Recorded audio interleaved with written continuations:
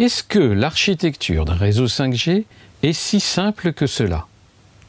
Notez l'ironie de la question, car si vous avez trouvé ce que nous avons présenté très simple, devenez directement opérateur 5G et déployez votre réseau 5G. Nous avons vu un certain nombre d'entités fonctionnelles qui apparaissent sur ce dessin. Nous ne les redécrivons pas et nous prenons déjà le cas d'un service populaire, SMS, Short Message Service, qui est possible en 5G sur de la signalisation. C'est-à-dire qu'un SMS va être envoyé vers l'AMF, renvoyé vers une entité qui s'appelle le SMS-F. Ce SMS-F est en quelque sorte une passerelle entre le serveur de messages courts externe et le réseau 5G. Le SMS-F peut aussi consulter le profil de l'abonné, donc dialoguer avec l'UDM pour savoir si l'abonné a bien le service SMS sur la signalisation. Une autre entité fonctionnelle liée à la qualité de service. L'UPF peut appliquer une politique de qualité de service, c'est-à-dire traiter prioritairement certains paquets par rapport à d'autres.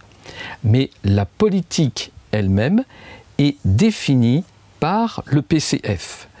C'est lui qui fait réellement la gestion de la qualité de service. Le PCF dialogue avec le SMF qui va ensuite indiquer la gestion de la qualité de service aux UPF. On a également en 5G une notion de session d'application. Qu'est-ce que c'est qu'une session d'application? C'est par exemple une communication SIP, une communication téléphonique à travers une infrastructure IMS. Il est possible de définir une gestion particulière des flux de données pour une session d'application. Cette gestion particulière est gérée par l'AF, Application Function, qui l'indique et qui dialogue donc avec le PCF. Nous avons une grande quantité d'entités fonctionnelles et les instances d'une fonction peuvent démarrer ou s'arrêter au gré de l'évolution de la charge du réseau. Par exemple, une instance SMF peut démarrer. Il faut que les autres instances d'entités fonctionnelles puissent connaître les instances actives. On a donc besoin d'un service d'annuaire ou Network Function Repository Function. Quand une instance de SMF démarre, elle se signale au NRF. Lorsque un terminal demande l'établissement d'une session PDU, par exemple, l'AMF va chercher à connaître les instances SMF actives. Il va pour cela consulter le NRF. On a donc une interface entre le NRF et quasiment toutes les entités fonctionnelles du réseau, puisque le NRF fournit un service d'annuaire. Un point qui a été évoqué également en 5G, qui est nouveau, c'est la possibilité d'offrir des services à un fournisseur externe. Par exemple, le service de notification va être déclenché intrinsèquement par l'AMF. Lorsque un terminal s'active, l'AMF le sait. Mais il ne faut pas offrir un accès direct d'une entité externe à l'AMF. Cela représenterait des failles de sécurité pour le réseau. On a donc défini en 5G un Network Exposure Function qui est le point d'entrée obligé pour le prestataire de services externes. Il ne va jamais dialoguer directement avec l'AMF, le SMF ou autre entité fonctionnelle. Il s'inscrit au service de notification via le NEF et quand les notifications sont envoyées, elles sont envoyées au NEF et c'est le NEF qui l'indique au prestataire externe. Un dernier point à voir est le cas de l'itinérance.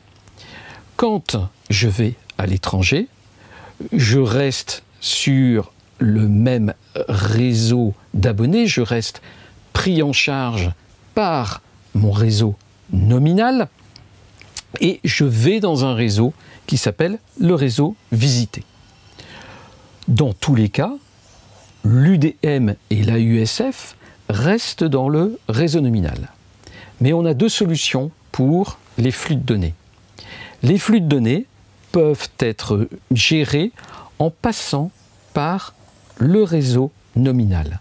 On va avoir donc un UPF dans le Home Network.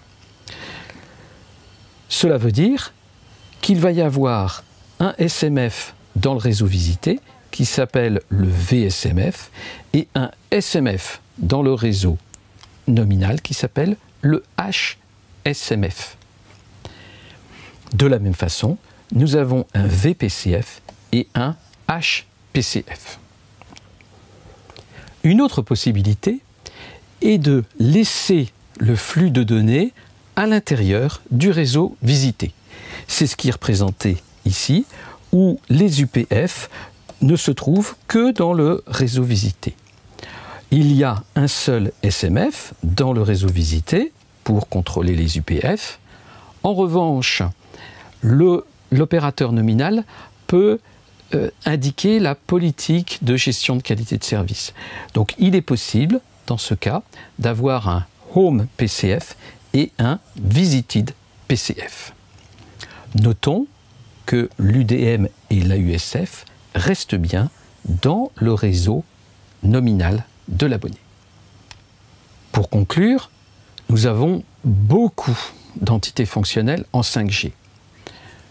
Les entités minimales pour qu'un réseau fonctionne sont le G-Node-B, l'UPF, l'AMF, le SMF, l'AUSF, l'UDM, mais on peut avoir également pour la gestion de la qualité de service le PCF et l'AF, pour les messages courts le SMSF, pour ouvrir en toute sécurité des services à des prestataires externes le NEF, pour la gestion des tranches, des slices, le NSSF, et pour le fonctionnement interne, le service d'annuaire, le NRF.